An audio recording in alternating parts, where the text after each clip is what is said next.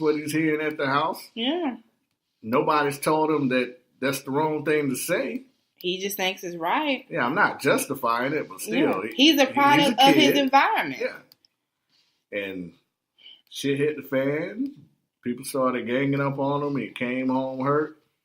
And his first thing his mama thought about was, I can make a buck off of this. Which is sick. She didn't post it to, like, try to bring more awareness to bullying and try to make it a positive. Like you said, she saw that. She hit him with the Kanye shrug. Well, let's get a check for it then. Sorry, little nigga, but I can make a couple of bucks off this shit. Which is fucking horrible.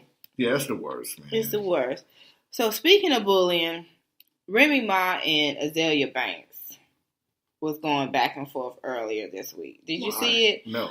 So Remy Ma did an interview with Ebro on Hot 97, and she basically stated that there was really no female rappers like really making an impact in the game while she was locked up or when she came out of jail.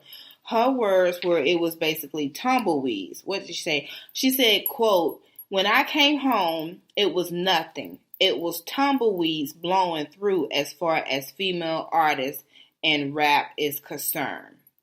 End quote. That was Remy Ma on Ebro in the Morning on Hot 97. Was Nicki not rapping? Nicki was rapping. Oh, okay. So Azalea Banks put up a post basically saying that Remy Ma hasn't contributed anything to the rap culture, and she's basically riding Nicki Minaj's dig, and the hottest song that she has is when she made the love letter to Nicki Minaj. I guess that was Sheetha.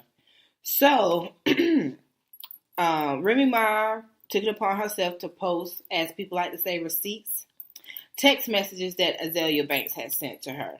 So I'm just going to read a few. I ain't going to read all of them because it's a bunch of them. So Azalea texted Remy and said, "I'm about to get my own label and release some joint. I have a song I want you on." Then she put in all caps, "Remy, you must stop sleeping on your Gemini sister. I'm about to tell this label to pay you to be on my album. They called me to be on Love and Hip Hop. I wanted to talk to you about it, like if it's worth it and what the money is like."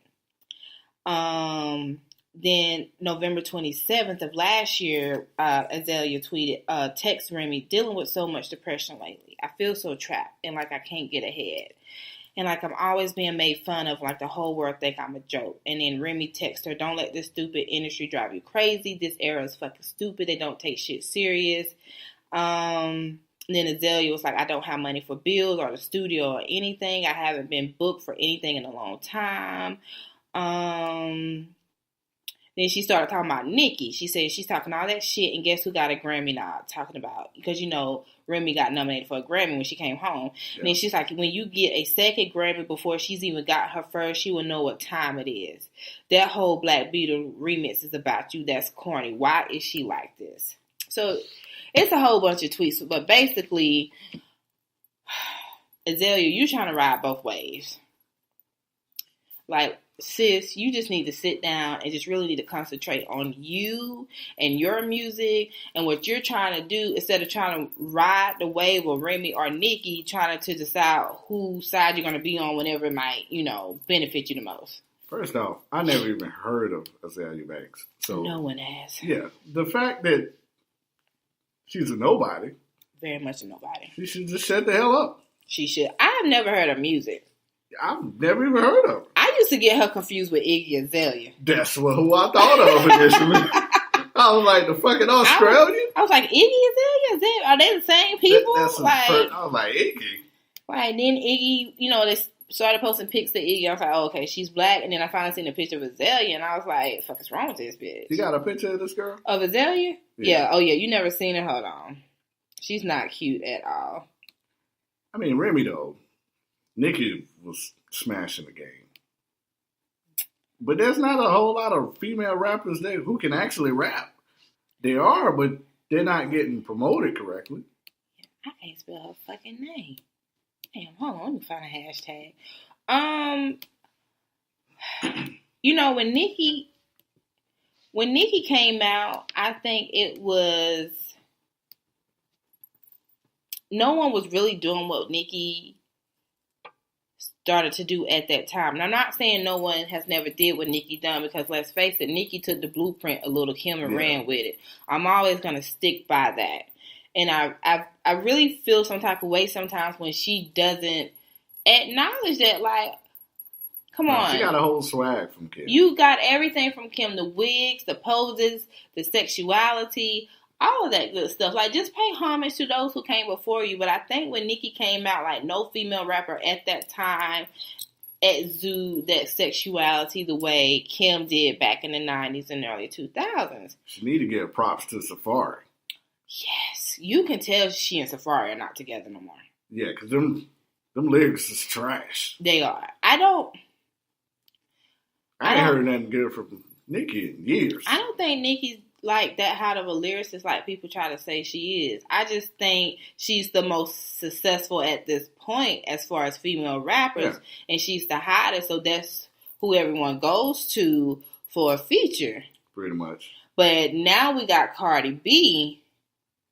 Hopefully Cardi, I just got this feeling Cardi gonna be gone by next year. I hope not. I pray not. This was really her year. Because she kind of a trap artist. She like the female Gucci. She is. She's not that... Like, you could see her on the throne talking about trapping bricks and shooting people. Yeah. But that's her life. You can only talk about your life. I hope she keep a buzz and just don't fizzle out like Iggy. Like Iggy. Yeah. Or every other female artist. I hope, and I get from Cardi that she's very focused and she know what she wants, because she went from the stripper pole to the MTV Awards and now she's nominated for 2 Grammys. I just hope that she just stays true to herself and continues to put out consistent good music and don't get lost in all this sauce of her being engaged to Offset and all this other type of stuff, because she has a new single that's supposed to drop this Friday. And I heard the hook, and the hook is about Offset. Like, Offset, Cardi, some shit. All I say, stay around Migos. Yeah. Them niggas hot. Yeah. And they have consistently been hot. This is the thing. Migos and Cardi, like, Cardi is not the most lyrical. They ain't either. And the Migos is, now sometimes they'll, like, if you can understand what the fuck they're saying, you can catch some shit, but they've been consistent and they've stayed true to themselves. Yeah, them niggas ain't fell off since damn Hannah Montana. Yeah, Hannah Montana. Miley Cyrus. Miley Cyrus. The niggas ain't really fell off, They've been consistent. They stayed true to themselves. They made some people upset, i.e. Joe Budden. Grandpa Budden. They got a song called Ice Tray on their new Quality Control the Streets project they just dropped. And Quavo was like, if a nigga hate him, call him Joe Budden. Pussy. Ooh. And they're about to release the video for the song, and they have a Joe Budden lookalike. I tell you what, I'm going to put out this disclaimer. Take that shit off right now. You do not want no type of heat with Joe Budden. Not lyrically. No, because Joe will kill him. Joe can fucking rap. He can. Migos, all you little niggas, leave Joe alone. You can't go after someone who could bury you in a rap battle. You remember when Joe went after Drake? Yeah. He was killing Drake. Yeah. And Drake just fizzled out. Yeah. Drake wouldn't respond back to him. He didn't want that heat. Because Joe can really rap. Joe comes from the era where we had real lyricists. Exactly. Yeah. Migos, you might want to fall back on that one. Nothing against Migos. I cannot knock anyone's hustle and getting their paper, but they don't want that smoke. Nah, not with Joe. Not with Joe. Not on them bars. Not with anyone, really. He killed Drake. He did. And Drake killed everybody. When Drake and Meek Mill. You know what? Because the year is coming to an end. And we had some great moments in the culture for 2017. Drake and Meek Mill, that shit was crazy. What was so crazy about it was how Meek Mill started the shit with a tweet. It wasn't anything on rap like most beef starts. This nigga went to Twitter and started the shit. And Drake could have been light-skinned and tweeted back or put something on Instagram. But Drake said, and this is what I appreciated, Drake went to the studio with him and dropped, which one came first? Charged Up. Charged Up, that's right. And then everyone was like, okay, Meek, we waiting. Nothing from Meek. He was still on Twitter. Nowhere to be found. So Drake went back in the studio. Back to back. Shout out to my boss bitch's wife and niggas. I'm going to have to listen to that shit again. And then Hot 97 was like, we got Meek Mill's response. We got Meek Mill's response. I was listening to that night. I had, because I got iHeartRadio. Flex. And then it came on, and I was like... Well, okay. I got hyped because I'm a wrestling fan. And yeah, I heard he had... The Undertaker. Then he had Diddy voice on it. Yeah, I said, oh, shit. And then he started rapping. And we was like, what? Yeah, come on. Like, Meek Mill, this is just what you came up with? All that time, nigga. All this time, nigga, you had ample time and this is what you came up with? You couldn't find Wale to write some shit? And then what, add injury to insult, Drake was nominated for a Grammy. For the diss record. The worst shit was when Drake was on in that concert with the memes in the background. Yeah. I was like, oh my God, this shit is over. Drake killed him. Yeah, it was murder. And then after that, I guess Nicki was just like, I can't do this. Yeah, no nigga, I can't. I can't do this no more. You took the worst L. The worst. Probably hip-hop history. Meek Mill had the worst L this year. Cardi B had the winning spot this year. Yeah. Because I didn't see that shit coming. I think as a entourage, record label, group, whatever you want to call it, MMG took a whole L this year. They Between did. Meek Mill and Rick Ross legal issues. Now Meek Mill is unfortunately locked up. Rick Ross seems like he's been on house arrest forever. He just had a best friend of his passed away, so we send our condolences. They really haven't put out any good music. Where's Wale? Wale probably eating some rice and peas right about now. Stally is nowhere to be found. Stally about to be on Love and Hip Hop Miami. Really? Yes. Gotta make some money somewhere. So he gotta get checked. I thought Gunplay was on there. Which one? Okay, they all look alike. Gunplay, the light skin one with the dreads. Yeah. Okay, Gunplay, my bad. Okay, yeah. Gunplay is on there. He's gonna be on Love and Hip Hop Miami. Jesus. I don't know where Stally is. Slab Reporting Live is still holding the phone. Snapping.